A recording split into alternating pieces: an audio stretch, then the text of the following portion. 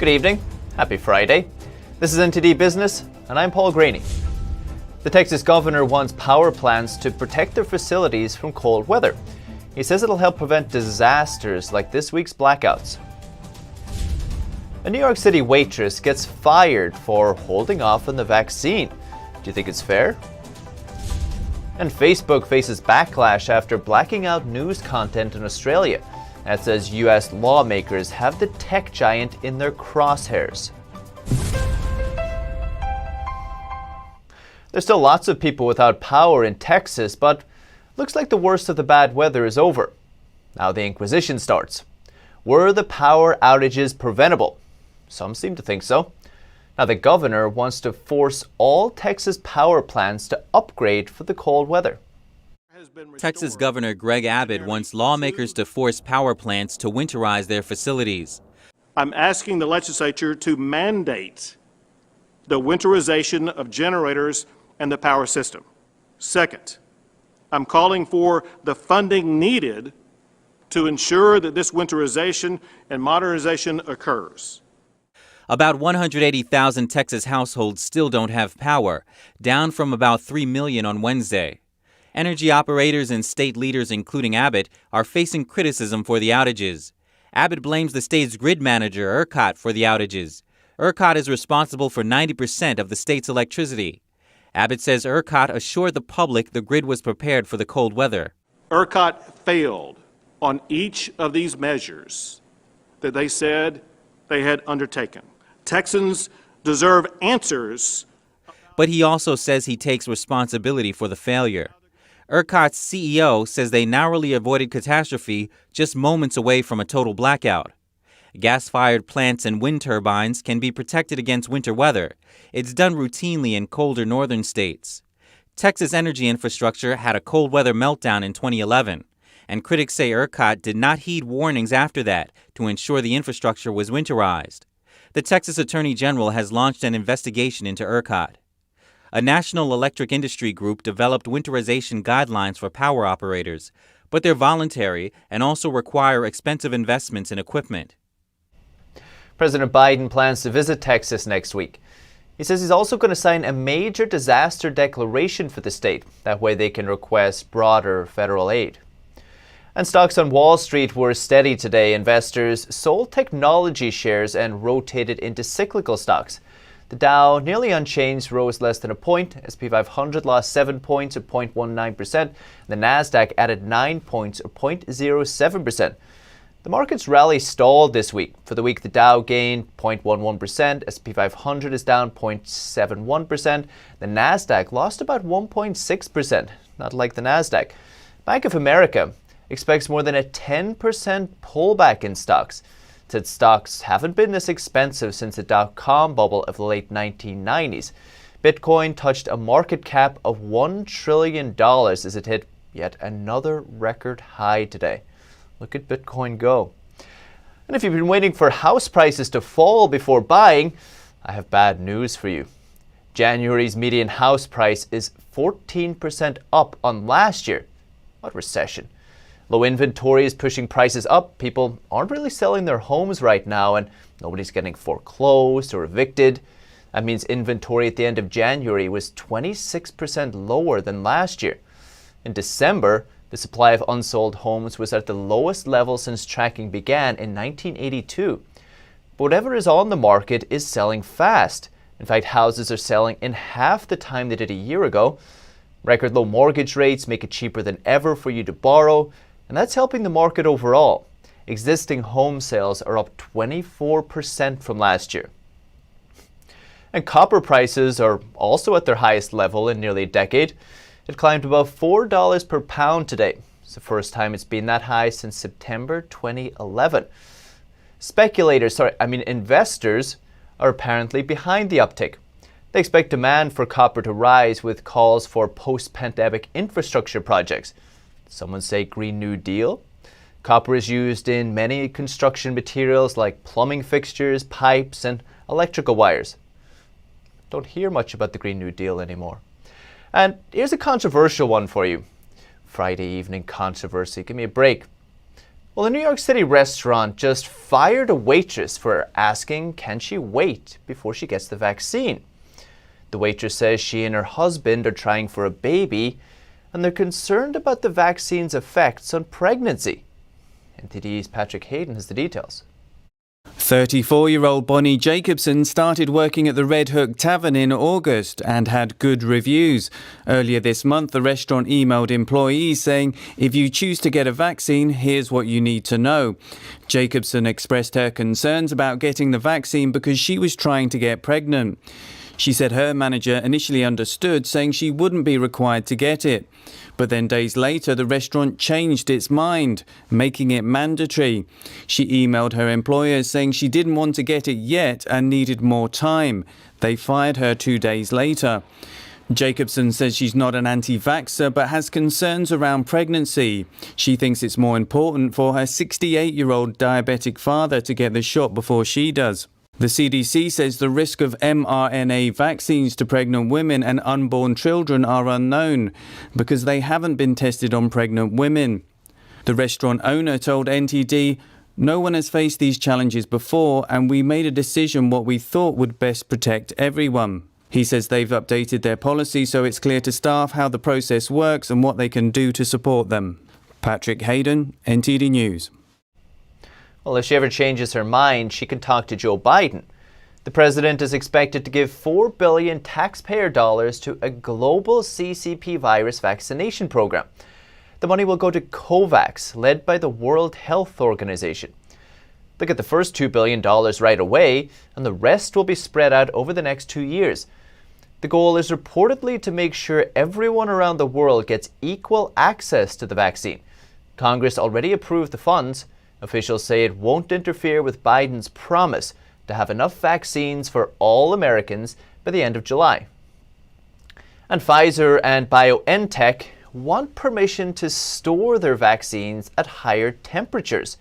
They say it'll make it easier to transport.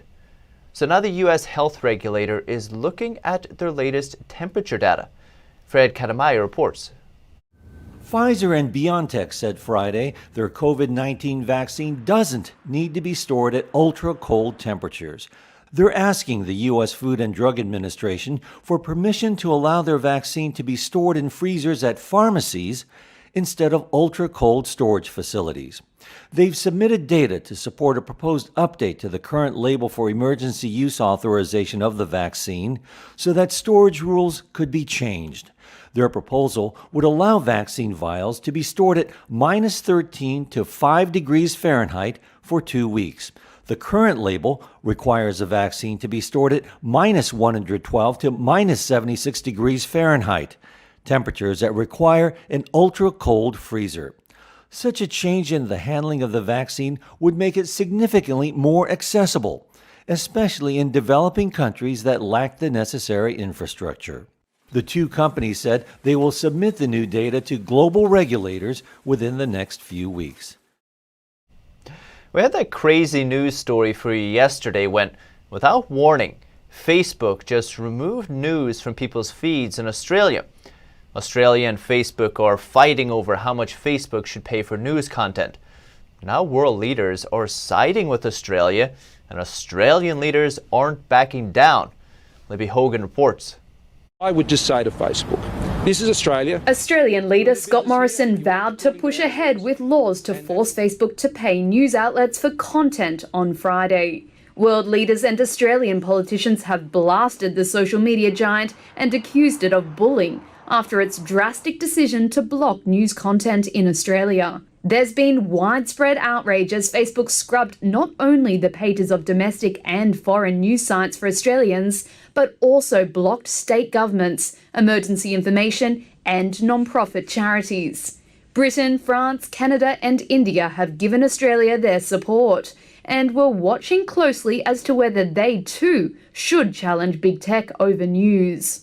So there is a lot of world interest in what Australia is doing, and so that's why I invite, as we did with Google, Facebook to constructively engage because, they know that what Australia will do here is likely to be followed by many other Western jurisdictions.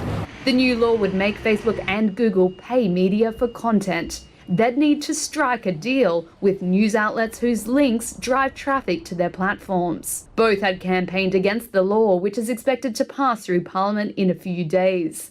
But Google differed to Facebook's cutthroat reaction and instead has been signing its own preemptive deals, including a global agreement with News Corp.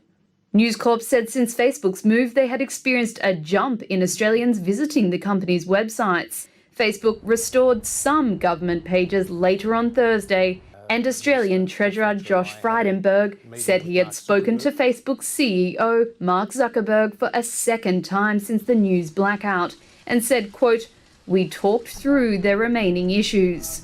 In a statement, Facebook said the Australian law misunderstood its value to publishers. And in the US, bipartisan lawmakers are planning to introduce their own bill in the coming weeks. They want to make it easier for smaller news outlets to bargain with Facebook like Australia did, over their content. Congressman Ken Buck is the top Republican on the House Judiciary Committee's Antitrust Subcommittee. He says if the bill's passed, smaller outlets can team up to negotiate deals with Facebook without facing antitrust concerns. He also called big tech, quote, the biggest threat to the free market economy. Social media companies use news stories to attract customers, but news publishers say they don't share enough advertising revenue with them. The bill could boost sales for the struggling news business, where employment is down 50% since 2008, with ad revenue falling and people's media habits changing. And still to come, Ford is recalling 153,000 older vehicles. The company is trying to find some missing Takata airbag inflators that are potentially deadly. And the highest court in the UK says Uber drivers are entitled to worker rights. The ruling could affect millions of gig workers. More on that after the break.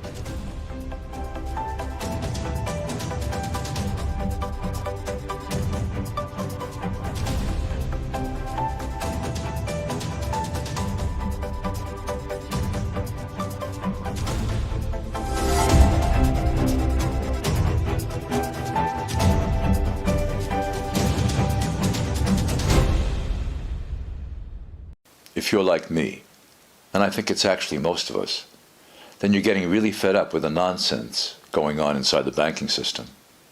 I mean, we've worked hard our entire lives to retire comfortably.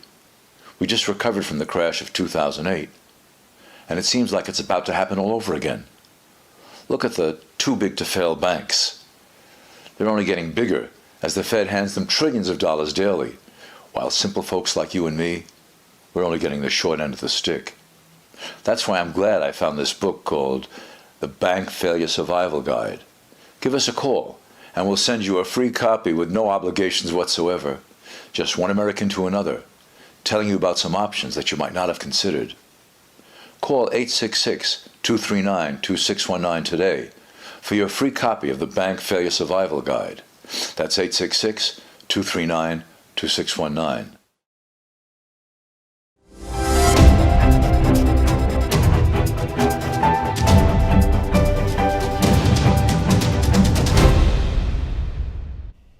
Ford is recalling 153,000 older trucks that may have obsolete Takata airbags.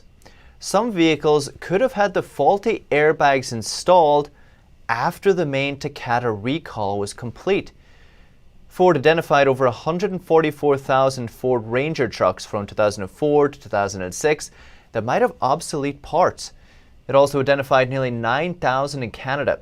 Ford says 45 inflators are missing, so they're recalling any vehicles that might still have the hazardous parts. What a big job. The defect sometimes leads to airbag inflators bursting, sending deadly metal fragments flying. It's already caused the largest auto recall in US history. What a nightmare. And major car makers are waking up to an uncomfortable reality. When there's a shortage of silicon microchips, phone makers and other big tech names get priority. The world's big car makers are waking up to an uncomfortable truth. When there is a shortage of silicon chips, as there is right now, they lose out to big tech. Major brands including Volkswagen, Ford and General Motors have all had to cut output as semiconductors run short. About $800 of silicon goes into a modern electric vehicle. The industry as a whole spends about $40 billion on chips every year. But right now the silicon is being swept up by makers of smartphones and other consumer electronics. They're enjoying a boom in demand from consumers stuck at home. And chip makers prefer Apple, Sony and the like as customers. They spend more and buy more advanced semiconductors. One tech analyst told Reuters that Apple spends more on chips than the entire auto industry. German car makers persuaded the country's economy minister to press Taiwan for action on chip supplies, but with little apparent result. Chip makers complain that car firms don't understand their business. One told Reuters an auto firm had suggested it run a night shift to increase output, not realizing that 24-hour production was the norm anyway.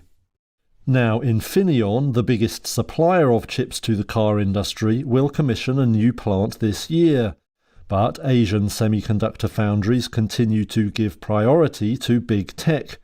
Analysts at IHS Markit estimate that leaves production of 1 million vehicles at risk in the first quarter. Do you think Uber drivers should get workers' rights like minimum wage, even if it risks jobs? Well, the British Supreme Court does. It's a blow to the ride-hailing company and could impact millions of others in the gig economy. Kira Lee reports. A group of Uber drivers are entitled to worker rights. The ruling on Friday from Britain's Supreme Court means some workers will be able to claim rights such as the minimum wage. In a case led by 2 former Uber drivers, a London tribunal ruled in 2016 that they were due entitlements, including paid holidays and rest breaks. Uber drivers are currently treated as self-employed, meaning that by law they only get minimal protections. That's a status the Silicon Valley-based company sought to maintain in the long-running legal tussle. A judge in the appeal said on Friday that the Supreme Court unanimously dismisses Uber's appeal. A total of 25 drivers were part of the case, and Uber said the verdict did not apply to all of its current 60,000 drivers in Britain. It has around 45,000 in London alone, making the city one of the ride-hailing app's most important global markets. Uber's Northern and Eastern Europe boss said after the news that the company is committed to doing more, adding that it will now consult with every active driver across the UK to understand the changes they want to see. Uber shares fell over 3% in pre-market trading following the court announcement. The ruling is a blow to the app and its model within the so-called gig economy, where people tend to work for one or more companies on a job-by-job basis. That system has faced criticism from trade unions, who say it's exploitative. Businesses, though, say many of those working in the gig economy enjoy the flexibility. And last month, UK retail fell more than 8%. Was up more than 5% in America. All sectors except food saw a decline, with lockdown restrictions still affecting the whole of the United Kingdom. The Office for National Statistics says the decline is substantially worse than the 3% drop the city was expecting. NTD's Patrick Hayden reports. In January, UK sales fell more than 8%, which was more than double the city's expectation of 3%. Strict lockdowns across the country meant brick-and-mortar stores suffered harshly. Closures of non-essential stores in clothing and footwear saw sales drop 35% from December, and household goods dropped by nearly 20%. Online spending surged as a result and reached its peak of more than 35% of all sales in January. That's more than 5% up from December. Chancellor Rishi Sunak has indicated there will be more support for jobs and businesses in the 3rd of March budget. He's expected to extend the furlough scheme through the summer and also extend the business rates holiday that is in place for retail, hospitality and leisure sectors. High street retailers have also asked the government to scrap taxes so the gap between online retailing can be closed. The government will make an announcement on Monday detailing the planned roadmap out of lockdown. Patrick Hayden, NTD News. What a nightmare. Still to come. Costco is offering CCP virus vaccines in several states. Find out where it's available and how to get it. And a hit show on Netflix inspires a chess revival. The Spanish chessboard featured in the series is now selling out. Find out more in just a minute.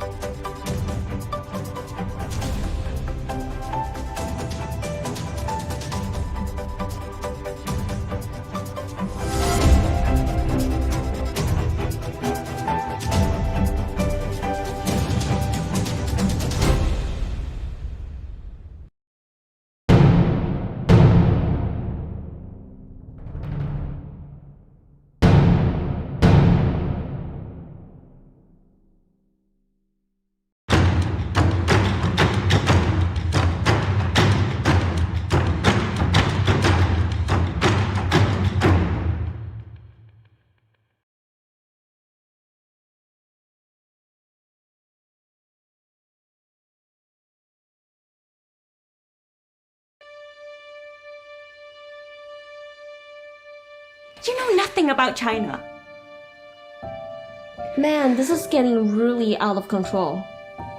I might never be able to go back to China. I have to take that risk. If I don't do it, who will?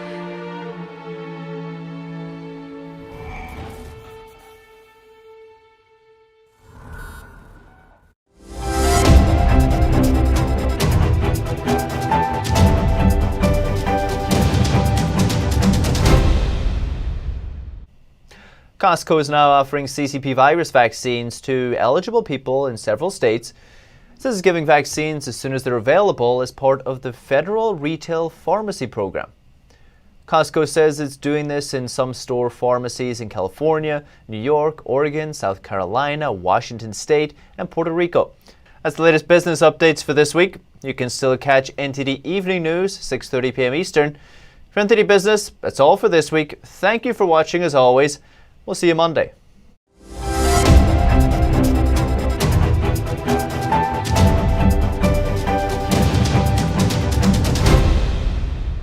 Don't let YouTube decide what information you get. That's your choice. YouTube is deleting our videos and cuts you off from a source of honest reporting. Make sure you don't lose access to NTD's news content, and take a quick moment to subscribe to our newsletter so no matter what happens here, you'll keep your access to a trustworthy news source.